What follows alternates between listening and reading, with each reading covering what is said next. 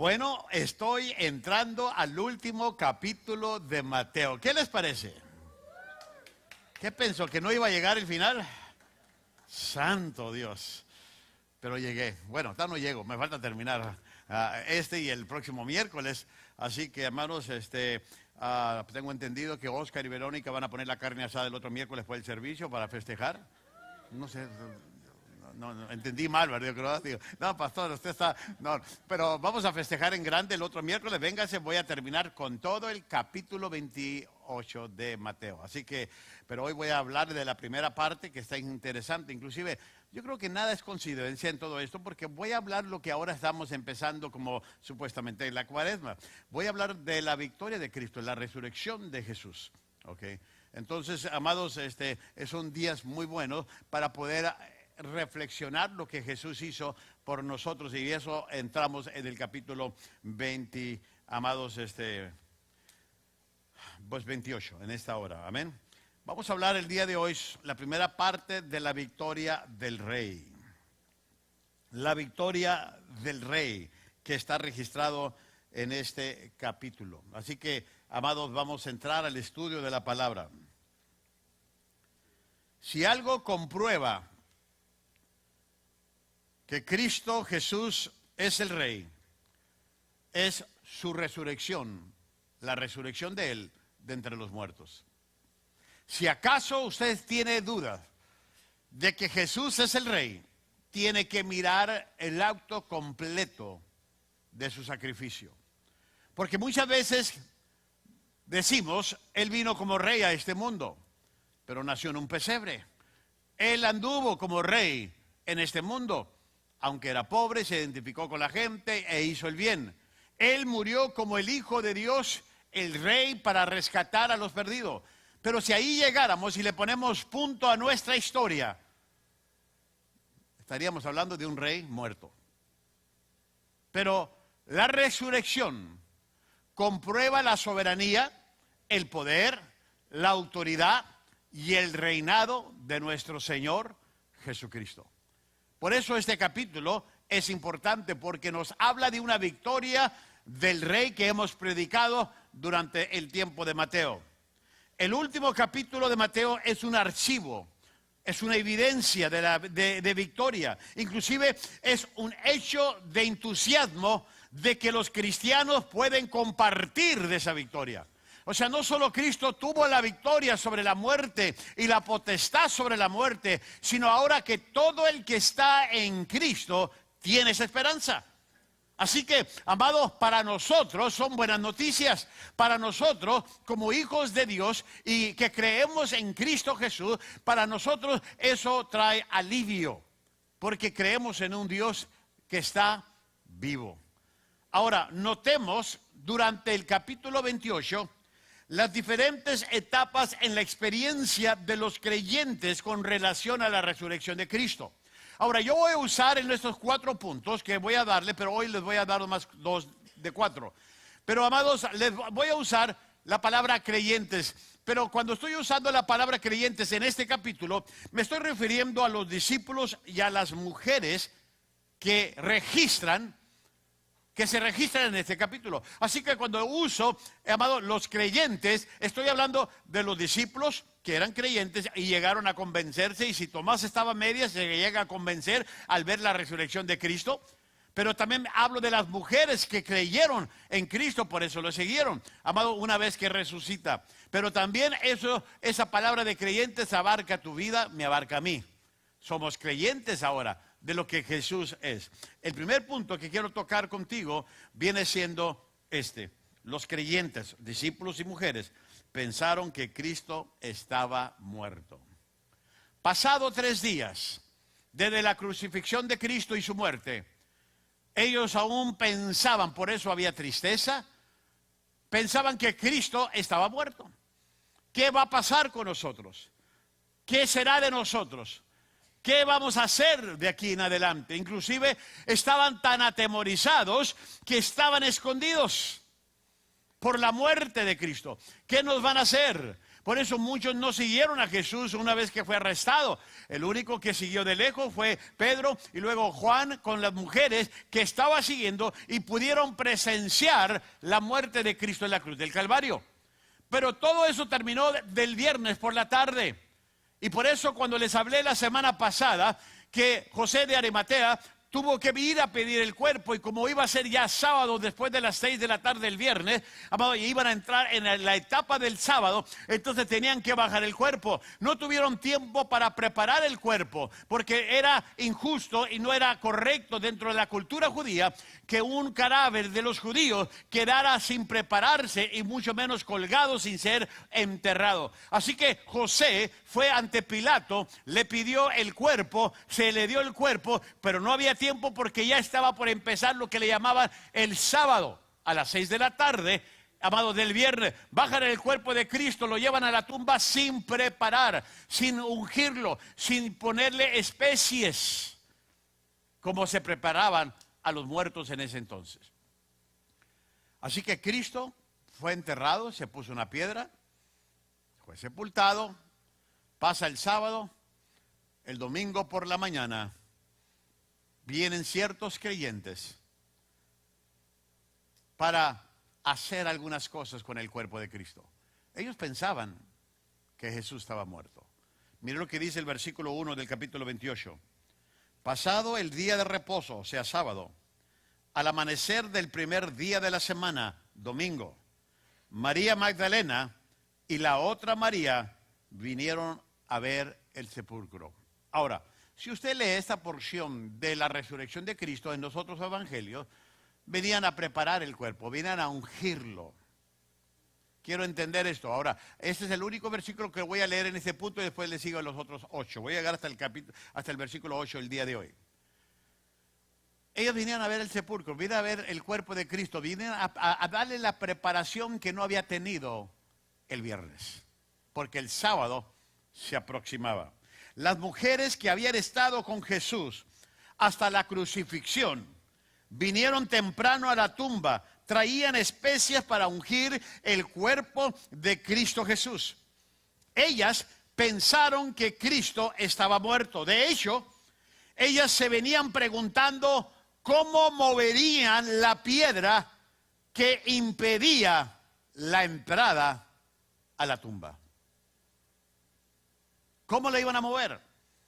Porque tenían que entrar a la tumba, tenían que preparar, ungir el cuerpo de Cristo y darle, como dicen ahí hoy en día, una cristiana sepultura. Es lo que querían hacer. Y venían con esas inquietudes. Ahora, quiero que noten algo, porque es de admirarse de que no creyeron en la resurrección de Cristo, porque venían a ver el cuerpo, venían a ungir el cuerpo, venían preocupados, ¿quién va a mover la piedra? No, hasta esa fecha, como que no estaban convencidos o creyendo del todo de la resurrección de Cristo. ¿Por qué, amados? Porque tantas veces que Cristo repetidamente les enseñó esta verdad, que Él iba a resucitar, que Él iba a salir de entre los muertos, predicó entre ellos, les enseñó, les abrió su corazón a ellos. Ahora, no debemos pasar por alto la importancia de la resurrección de nuestro Señor Jesucristo. El mundo cree que Cristo murió. Si tú le preguntas, no, sí, Cristo murió, fue crucificado y Él murió. Pero no todo el mundo cree que Él resucitó de entre los muertos. Porque no pueden todavía relacionar una resurrección. Por eso ha habido ateos, por eso ha habido gente que han salido, inclusive, si usted leyó el libro de Joyce McDowell que salió en los 80, yo estaba en guardería, pero me la contaron. Okay. Evidencias que exigen un veredicto, un libro clásico. Él como profesor de escuela fue a Israel e invirtió tiempo y años tratando de comprobar que Cristo no había resucitado. Pero para sorpresa de él, en todas sus investigaciones, en todo lo que él hizo, llegó a la conclusión que Cristo resucitó. Y no solo llegó a esa conclusión, llegó a convertirse a la fe cristiana. ¿Por qué? Porque mucha gente batalla para reconciliar, no la muerte, Porque sabemos que todos mueren. Pero el resucitar, a pesar de que Cristo nos ha hablado. Ahora, el mensaje de Pedro en el Pentecostés enfatiza la resurrección. Una vez que empezamos a leer el libro de Hechos, capítulo 1 en adelante, se empieza a enfatizar constantemente la resurrección de Cristo. Está enfatizándose a través de todo el libro de los Hechos. Ahora, la pregunta que yo traigo aquí para ustedes y que le voy a dar 7 respuestas. ¿Cuál es el significado de la resurrección? ¿Cuál es el significado? ¿Por qué es importante para nosotros la resurrección de nuestro Señor Jesucristo? Número 1, porque nos demuestra que Jesús es el Hijo de Dios. Simplemente al creer que Cristo resucitó de los muertos, a mí me comprueba que sí es el Hijo de Dios. Inclusive, Cristo dijo que Él tenía, fíjese lo que Él dijo y hablé un poco la semana pasada de esto, que Él tenía la autoridad de poner su vida y de volverla a tomarla. Inclusive Él tenía la autoridad de poner su vida a la muerte, pero también, amado, de tomarla. ¿Qué estaba hablando? De su muerte y de su resurrección. Amado, ¿qué persona puede declarar eso? ¿Qué persona puede confirmar eso? Porque en nuestro mundo que hay hoy en día, han salido muchos que dicen, yo soy el Cristo. ¿No lo he oído por ahí? Son anticristo.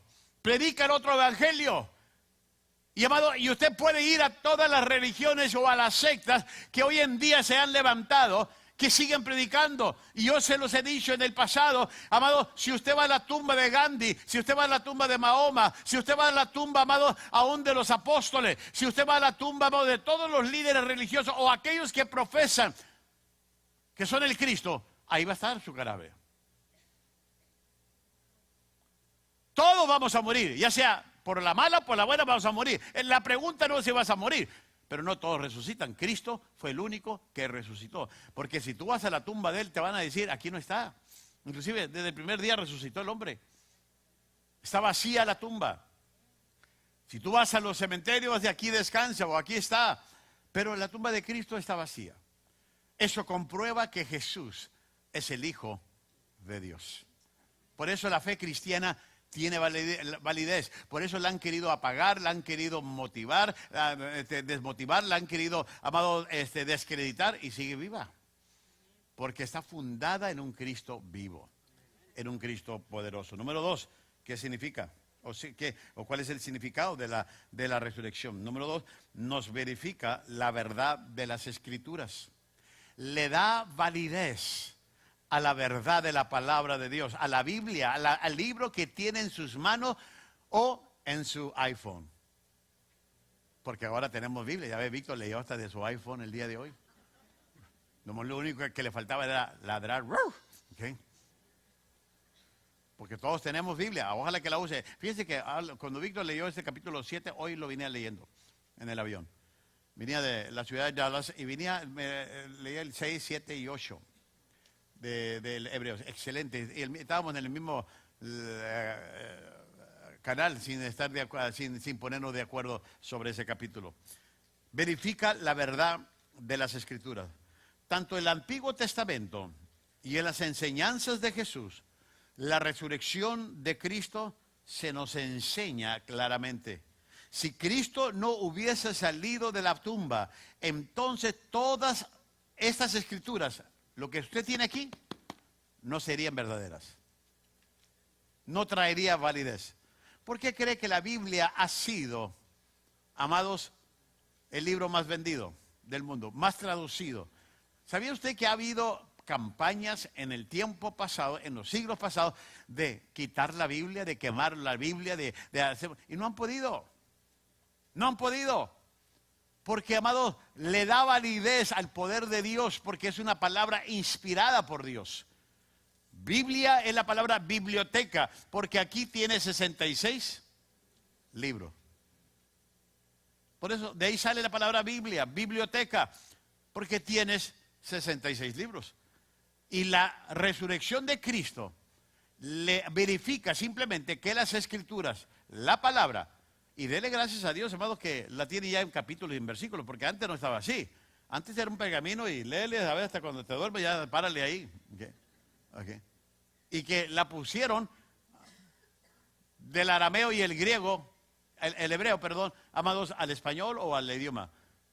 Por eso tenemos que cuidar lo que estamos enseñando, porque la Biblia no fue escrita en español. Si usted compara una Biblia, y es lo que hablaba una vez con José, si tú comparas, voy a poner la nueva versión internacional con otra versión, compárala con el original, no con otra versión español. Recuerda, porque la Biblia no fue escrita en español. Si tú dices, esto dice un poquito diferente, y la Reina Valera, que es la original, no es la original, el hebreo es el original. Ahora, la tradujeron los españoles y que vosotros que sois, que ahora ¿quién habla así? Imagínense, uno de nuestros jóvenes hablando, vosotros sois. Sí, ahora no tratan a sus padres de usted, ahora los tutean. Tú también, así eres tú, cabezón. Y eso es el... Y antes había un respeto aún cuando se hablaba a los mayores. La Biblia cuando fue traducida, fue escrita en el lenguaje que se usaba en ese entonces. Por eso no se sorprenda de la versión popular, lo que haga, porque se están hablando del lenguaje que tú y yo usamos. Pero el mensaje es el mismo. Lo que sí tenemos que comparar y tener cuidado cuando predicamos es que no sacar un texto fuera de contexto para usarlo de pretexto. La Biblia se le da validez porque Cristo resucitó. Comprueba simplemente lo que viene diciendo por años de la resurrección de Cristo Jesús. Por eso es importante la resurrección. Número 3, nos asegura nuestra resurrección futura.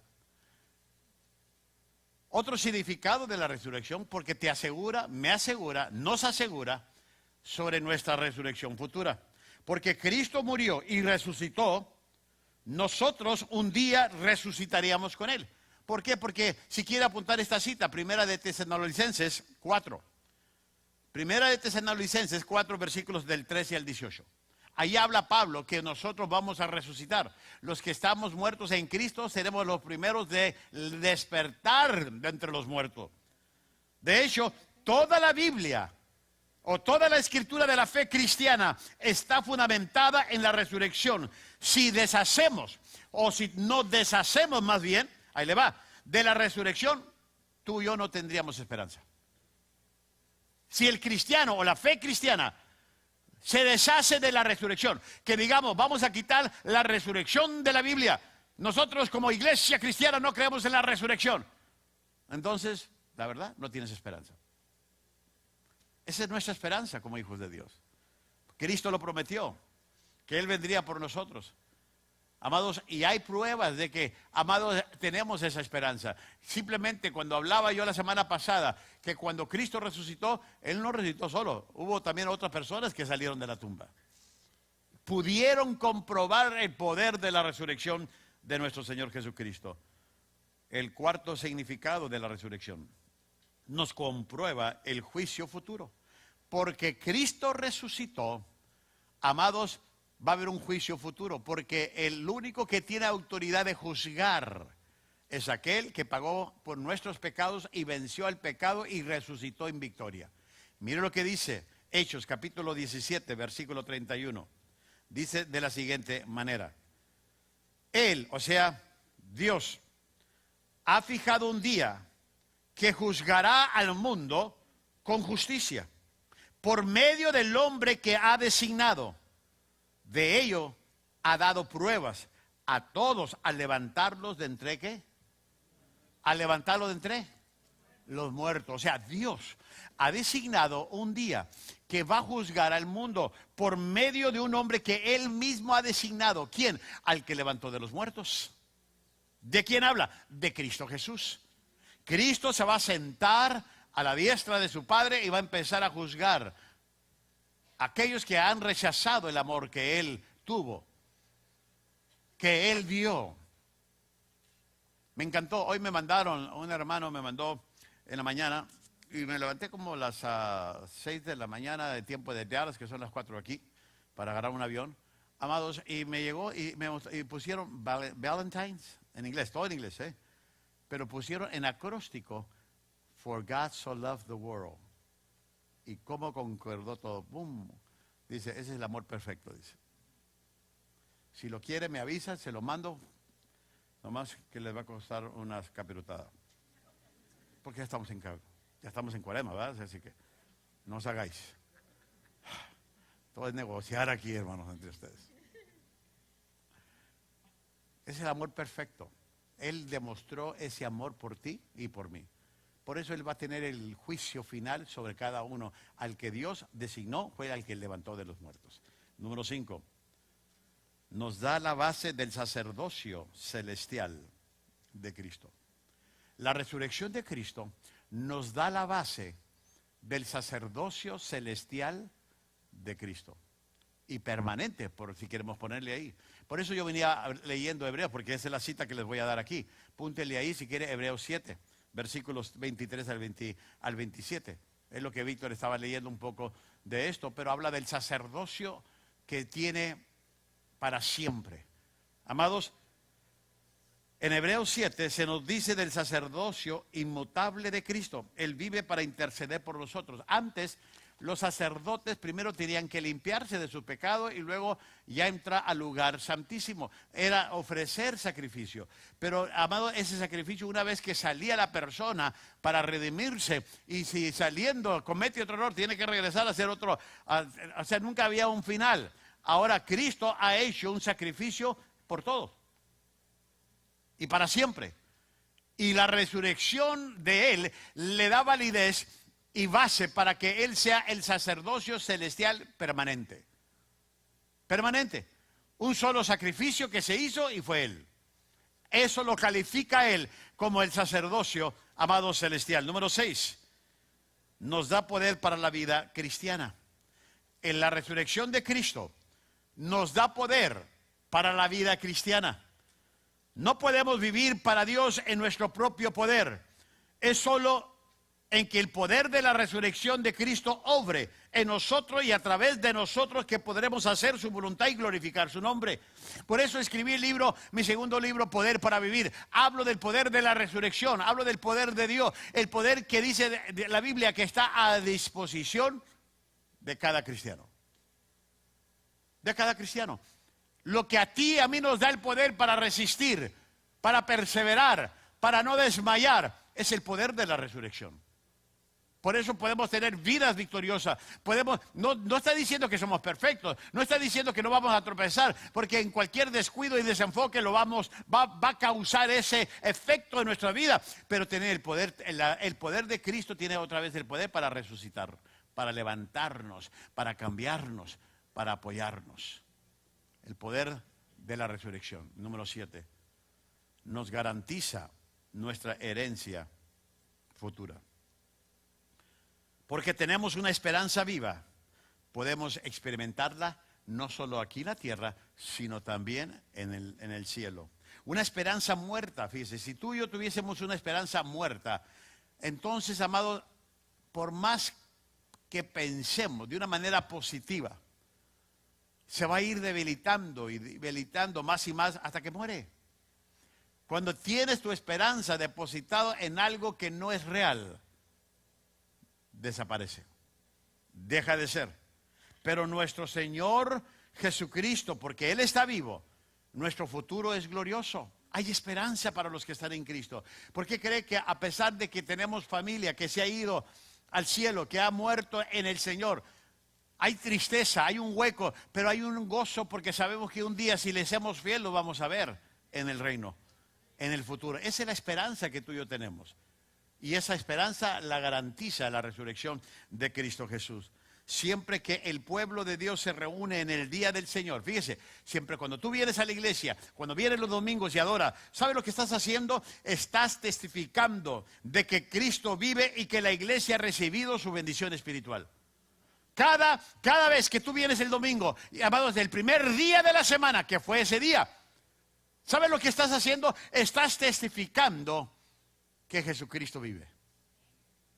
Que Jesucristo vive. Por eso cuando fallas, no nos ayudas a dar testimonio. Cuando te vas de chile bolita Y para ti el primer día del Señor o el primer día de la semana es como cualquier otro día. Yo se pregunte, ¿por qué no agarran días de su trabajo para irse y no el del Señor? ¿Estamos bien? Ay, pastor, pero si agarro un día no me van a pagar. Ah, entonces estás diciendo que Dios es mala paga. A Él sí le puedes fallar. Ahora yo entiendo que trabaje los domingos, pero a veces hay gente que se luce como que se gradúa fallando los domingos. Que Dios nos haya confesados en todo esto. Porque estamos hablando, amados, de un Dios poderoso, de un Cristo poderoso. Un Cristo que puede cambiarnos constantemente. Cada vez que nos reunimos damos testimonio de Él. Ahora, aquí, en este primer punto, ellos pensaron, los creyentes, que Cristo estaba muerto. Cristo no estaba muerto. Ellos fueron a una tumba, pero Cristo ya había resucitado. Lo segundo que yo quiero dejar con ustedes es esto. Los creyentes escucharon que Cristo estaba vivo. Habían pensado que Cristo estaba muerto. Ahora empiezan a escuchar que Cristo estaba vivo. Ahora veamos los versículos del 2 al 8 de Mateo 28. Y he aquí, se produjo un gran terremoto. Este es el segundo inclusive terremoto que hubo porque en la crucifixión tembló la tierra, las piedras se rompieron en dos. Ahora vemos otra vez otro terremoto. Miren lo que dice. Porque un ángel del Señor, y quiero aclarar porque ahorita en Lucas dice que hay dos ángeles. Recuerden que los evangelios están escritos según la experiencia de cada escritor. ¿Ok? Ahora, porque un ángel del Señor descendiendo del cielo y acercándose removió la piedra. Lo que las mujeres tenían preocupación, ¿quién va a mover la piedra? Lo que no sabían que ya la piedra había sido removida. Y se sentó sobre ella. Su aspecto era como un relámpago y su vestidura blanca como la nieve. Y de miedo a él, fíjese, los guardias temblaron y quedaron como qué. Los valientes, aquellos que estaban ahí a ver quién se atreve. Ahora, me imagino que estaban pálidos de presenciar todo lo que vieron ese día. Y hablando el ángel dijo a las mujeres porque ya se habían acercado: vosotras no temáis, porque yo sé que buscáis a Jesús, el que fue crucificado. No está aquí, porque ha resucitado, tal como dijo. Venid, ved el lugar donde yacía, e ir pronto y decir a sus discípulos que Él ha resucitado de entre los muertos. Y he aquí, Él va delante de vosotros a Galilea. Me estaba estudiando hoy que venía en el avión y esto me llamó la atención. Él va delante de nosotros, Él va delante de nosotros. Aún en la muerte fue delante de nosotros. Aún en la resurrección fue delante de nosotros. Aún en la vida misma, ahorita mismo que vas caminando, Él va delante de ti. Va abriendo brecha. Él va delante de vosotros. He aquí, os lo he dicho. Y ellas, alejándose a toda prisa del sepulcro, con temor y con gozo, corrieron a dar las noticias a sus discípulos. Ahora, el versículo 2 nos dice lo siguiente: y he aquí que se produjo un gran terremoto. Dos ángeles habían aparecido. En Lucas capítulo 24, versículo 4 dice que fueron dos ángeles. Okay. Mateo relata más de un ángel. Nomás dice de un ángel llegó. Pero, amados, yo creo que llevaban tareas. Pero Lucas habla de dos ángeles. Uno de ellos había removido la piedra de la entrada. Los soldados estaban asustados del poder sobrenatural. La piedra no fue removida para que Cristo saliera. Entienda esto. La piedra que se removió de la tumba no fue removida para sacar a Cristo. No, Él ya había dejado la tumba. Él ya había dejado la tumba. No. La piedra fue removida para que el pueblo viera por sí mismo de que Cristo o la tumba ya estaba vacía. Era más bien para testimonio de los que venían, no del que iba a salir. Porque el que salió de la tumba salió con un poder sobrenatural que no necesitaba que la piedra fuera removida. Pero, amado, la preocupación de María era ver el cuerpo, o de las Marías, porque eran dos Marías, ¿verdad? Amado, ver el cuerpo, ungirlo, y decía, ¿cómo le vamos a hacer? ¿Qué le vamos a hacer? ¿Y cómo movemos la piedra? Bueno, la piedra fue removida, no para que Cristo saliera, sino para los que venían a ver, no vieran el cuerpo. No está aquí. ¿Sabe por qué ha sido removida la piedra? Para que tú puedas creer que Cristo no está muerto. ¿Cuál es la piedra que te evita creerle totalmente al mensaje del Evangelio? ¿Cuál es la piedra que tiene que ser removida? Porque hay piedras de dudas en mi vida, en tu vida, que muchas veces no creemos en la resurrección o en ese poder para liberarnos o mejorarnos. Uno de los soldados les habló a las mujeres y calmó sus temores, diciéndoles, no está aquí, venid y ver el lugar donde hacía. Recuerden que tanto las mujeres como los discípulos no esperaban que Cristo estuviera vivo. Por eso había tristeza, por eso había agonía, por eso había, amado, un corazón acongojado, porque no esperaban eso. No lo esperaban. Mire, lo único que los discípulos y mujeres vieron fueron los lienzos y sudario dentro de la tumba. Cuando se fijaron por la tumba, dijeron, ahí están los lienzos, pero no es el cuerpo. Ahí está el sudario, donde lo envolvieron, pero no es el cuerpo. Ahora, ¿no cree usted? Si Cristo hubiese salido, porque la piedra fue removida, hubiera salido con todo y todo. ¿Qué pasó con Lázaro cuando lo resucitó? Desatarle, porque antes amarraban y preparaban al muerto. Cristo hubiera salido, pues sí, pues a ver, ayúdenme. No necesitaba esas cosas ya. No las necesitaba. Ahora, nosotros, tú y yo, no podemos examinar esta evidencia de la misma manera que los discípulos o creyentes lo hicieron en ese primer domingo de Pascua. Pero tenemos la evidencia de la palabra de Dios. ¿Por qué? Porque Cristo no fue detenido por las ataduras de la muerte. Él había prometido levantarse de entre los muertos y su palabra no fue quebrantada. Si Cristo lo dijo que iba a resucitar, su palabra no fue quebrantada. Si tú dices, ¿cómo le puedo creer a esto? ¿Cómo puedo saber que en verdad Cristo? Voy a tratar de darte algunas evidencias que creo que nos van a ayudar como hijos de Dios y va a aumentar nuestra fe en el poder de Dios.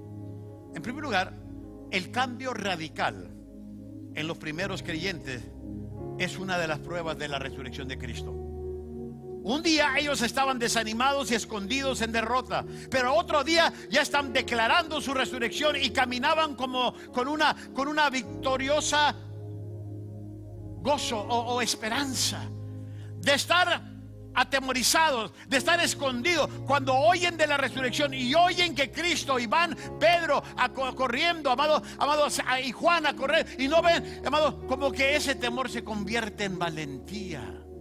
Hubo un cambio radical en la vida de ellos. Ellos estuvieron dispuestos, por ser testigos de la resurrección, en morir por la verdad de la resurrección. Si tan solo, si todo esto hubiese sido un cuento de ellos, inclusive, fíjese, si los discípulos se hubieran inventado la resurrección, sus vidas nunca hubiesen cambiado ni hubiesen sido mártir de lo que habían sido testigos. Porque vemos la vida de los discípulos transformada por el poder de la resurrección. Y muchos de ellos estuvieron dispuestos a morir por lo que habían visto. Porque muchos de ellos se toparon con Cristo después de la resurrección. Hablaron con Él, comieron hasta pescado con Él. Y por ese mensaje murieron. Todos los discípulos excepto Juan fue el que dio todos murieron por la causa del testimonio de la resurrección. ¿Alguien moriría por una mentira fabricada? De ninguna manera. No solo eso, también hubo más de 500 testigos que vieron a Jesús vivo durante el periodo de la resurrección. ¿Cuál es el periodo de la resurrección? Desde que Cristo resucita, ese día, el primer día de la semana, hasta el día que se va al cielo. En esos 40 días que Él estuvo aquí en la tierra, ese es el periodo de la resurrección. Dice la Biblia en 1 de Corintios, capítulo 15, si lo quiere apuntar, los versículos 3 al 8. 1 de Corintios 15, 3 al 8. Donde nos habla que 500 hermanos vieron a Jesús. Ahora, estas apariciones de la resurrección de Cristo fueron de tal naturaleza que podían ser explicados por mucha gente humana como una alucinación o un engaño propio. Lo que pasa es que estaban viendo de más. No, que simplemente es como tanta tristeza y confusión empezaron a ver. Se empezaron a imaginar. La gente que vio a Jesús, dice la Biblia que estaba sorprendida. Pero déjenme decirles algo. Hubiese sido imposible que más de 500 o de 500 personas pudieran haber sufrido de alucinaciones al mismo tiempo. ¿Cuáles son las probabilidades de más de 500 personas al mismo tiempo tener alucinaciones? Y todas ellas, las 500, aparte de los discípulos, testificaron que vieron a Jesús, que se les apareció. Aún, ahí le va, el apóstol Pablo, quien fue enemigo de la iglesia, vio al Cristo resucitado y esa experiencia le transformó su vida. Si no, vaya a Hechos capítulo 9, dice que se topó con el Cristo resucitado. Y de eso está hablando cuando está delante del dictador diciendo: yo lo vi, mi vida cambió porque yo tuve un encuentro con ese Cristo al que ustedes mataron. Fue el que me encontró en el camino. Inclusive fue el que me dijo: Pablo, ¿por qué me persigues? Yo soy a quien tú persigues, no a la iglesia. Esa fue la experiencia que transformó a Pablo. Y Pablo no era un discípulo de Cristo en ese entonces. Ahí se convirtió en un discípulo. Ahora voy a darles otra evidencia. Ahí le va. La existencia de la iglesia, lo que hoy reconocemos como la iglesia.